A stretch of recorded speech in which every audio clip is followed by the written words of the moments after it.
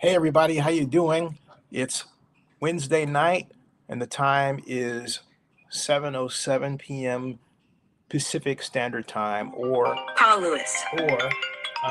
Wednesday night and the time is 7:07 p.m. Pacific Standard Time Paul Lewis. Wednesday night and the time is 7:07 p.m. Pacific Standard Time yeah. So, as they say, I will deal with that, and yet the show must go on. So, sorry about all that, but anyway, the show must go on. There is an Oakland City Auditor report that was released yesterday that I know about because the Oakland City Auditor, Michael C. Houston, was kind enough to send the report to me. And so I'm going to take a little time to discuss with you the overview of what it says, first looking at the press release itself, which reads that today, Oakland's Office of the City Auditor, which really was yesterday, released a report about the city agencies tasked with providing independent oversight of the Oakland Police Department, OPD. The Police Commission, Community Police Review Agency, and the Office of the Inspector General. And then it goes on to read, each of these three agencies has a distinct role in promoting constitutional policing in Oakland. And it then goes on to read, after a 20, and I said constitutional, didn't I? Yes, I did. It did say constitutional policing. I wonder what constitutional policing means. That's interesting. I have not heard that term used by the city auditor, at least in the documents I've read from the city auditor. Maybe I missed one or two, but I digress, all right? After a 2003 negotiated settlement agreement requiring the Oakland Police Department to implement 52 reforms, that's a lot, and bring Oakland Police Department into federal oversight, the city of Oakland established the police oversight agencies due to further misconduct and other bad behavior associated like mismanagement and everything else. City of Oakland voters approved Measure LL in 2016, if you remember, establishing the Police Commission. And the Police Commission's job was to oversee the Oakland Police Department's policies and procedures, and the Community Police Review Agency was to investigate complaints of police misconduct as the Police Commission was doing its job.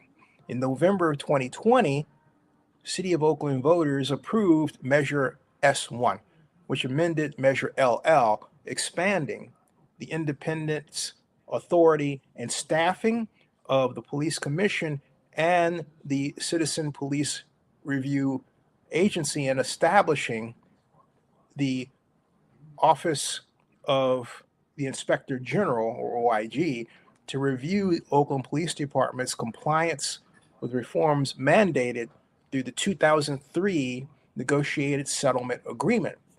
The objectives of the audit were to assess the extent to which all the oversight bodies I just named off to you were acting in accordance with the city charter and municipal code requirements, identity obstacles. If any, each oversight body faces, or I should rephrase that because this is a long sentence, folks. It kind of runs into each other. It's a run-on sentence. All right. It's okay. Basically, the objective of the audit was to figure out all the obstacles that these organizations were facing, and there was these oversight bodies, and in trying to meet the requirements that were laid out in the city charter and municipal code, and then you figure out the extent to which these oversight bodies I named off to you were providing really effective, oversight to Oakland Police Department. And the audit covered the time period from January 2020, just before the pandemic, to December of last year, which is 2025. And this is what they found. The Police Commission and the Citizen Police Review Agency have not yet implemented all previous audit recommendations from the Office of the City Auditor's 2019 performance audit. All right. This is now to 2026. Okay. The Police Commission, the Citizens Police Review Agency, and the Office of the Inspector General met 26 of 43 selected Oakland City Charter and Municipal Code requirements. Now, I wonder why they say selected. That's interesting, but I digress. Vacancies, frozen positions, low minimum staffing requirements, and leadership turnover have hindered the police oversight agency's ability. In other words, three organizations I'm talking about have hindered their ability, all right, to really fulfill legally mandated duties. So basically, they haven't been able to staff up because the positions are frozen, or they have staffing requirements that are just too low, which means they don't get enough people, or they've got turnover people who really know what to do, but the working conditions are so hard they just say, you know what, I'm out of here, and so they leave. So then there's structural independence, functional separation from the city administration in matters of budgeting and hiring. For example, the auditor says would help to ensure the police oversight agencies have sufficient resources and administrative authority to meet their legal mandates. The audit report includes 2 recommendations to address the findings. The first of those calls for the city attorney's office to independently analyze the agencies, the 3 agencies I discussed with you, right, to identify the resources they need to meet their legal requirements, and previously completed a similar analysis for the Oakland City Auditor's Office.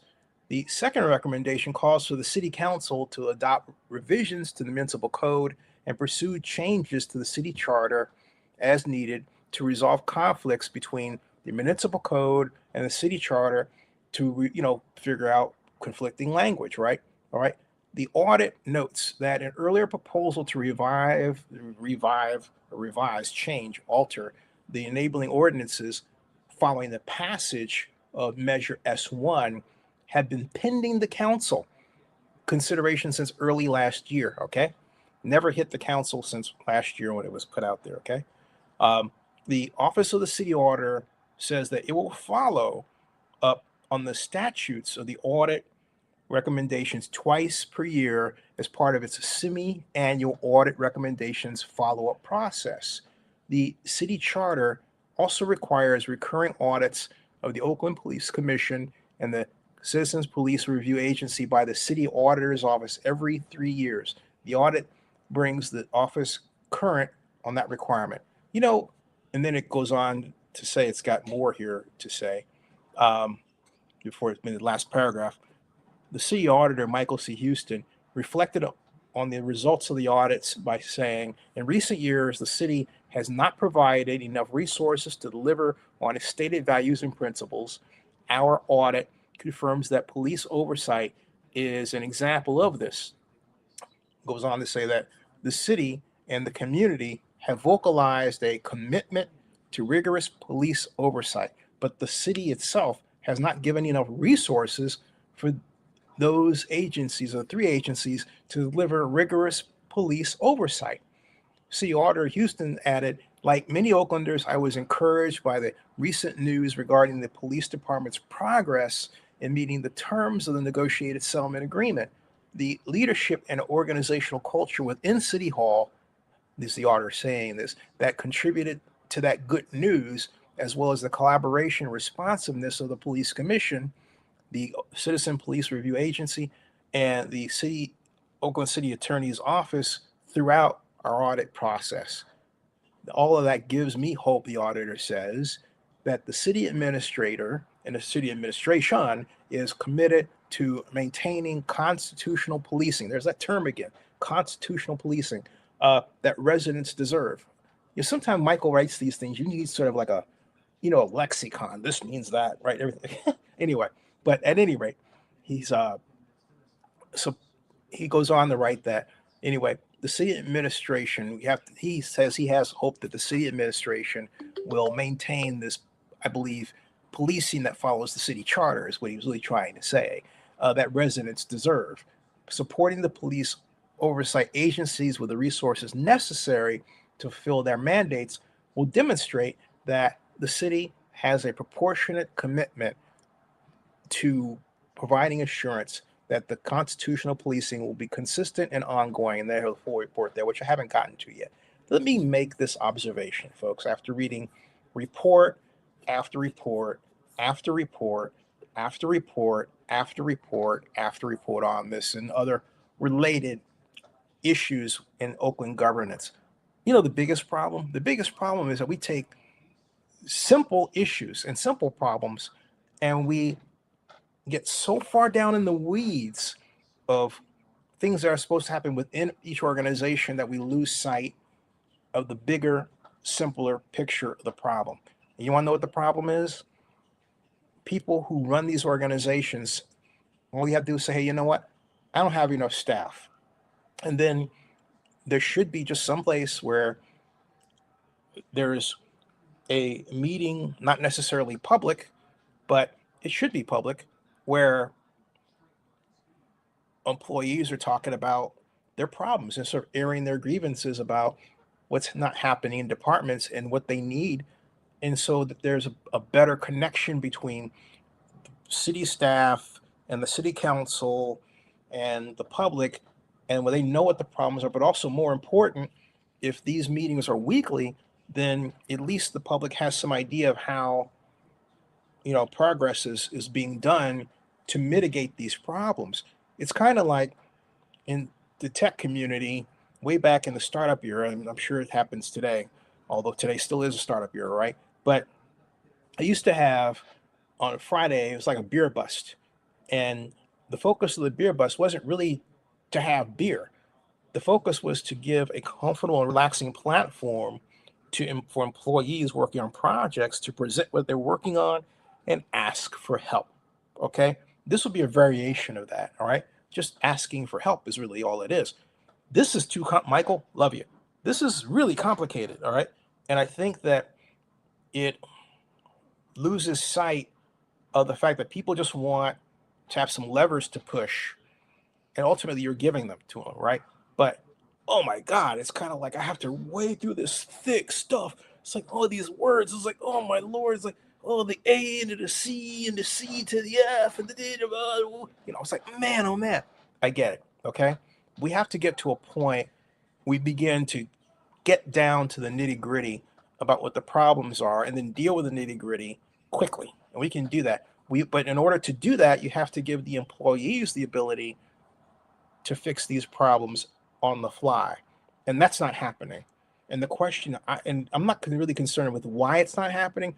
I simply say that instead of figuring that out and wasting more on web page stuff, we used to say paper, right? We have to basically say, okay, fine. If the bottom line is lack of control, give them some control and give them some autonomy to make quick fixes and move on. And we also have to deal with the fact that a lot of the reason why these oversight committees are not working properly is because the people that are being overseen don't want to be overseen. Okay. And so they're going to put some crap in the game just to mess them up. We have to be honest about that. And we have to say, hey, look, you need to stop blocking me. I need to watch you because it's your responsibility to serve the public. Okay. So there it is. That's the presentation.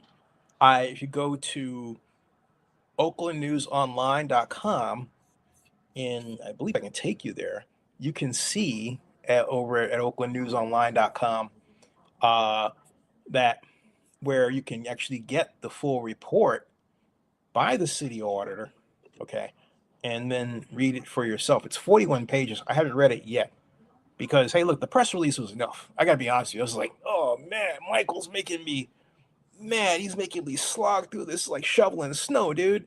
I mean, Michael, love you. But, it is. So but I was determined to to get through the muck and mire and everything, just because I know citizens out there want to know exactly what the real skinny is, and hopefully this helped at least one person. Hey, I'll take one. That's cool. Then I've done my job. Yeah. So anyway, there it is, folks. But let me show you where you can get the report. All you have to do, okay, is go to oaklandnewsonline.com. I'm going to put it in the share screen area. All right. And right here, oaklandnewsonline.com. And so I'm trying to bring this up. Yeah, there it is. And voila, add to stage. And here is Michael's beard.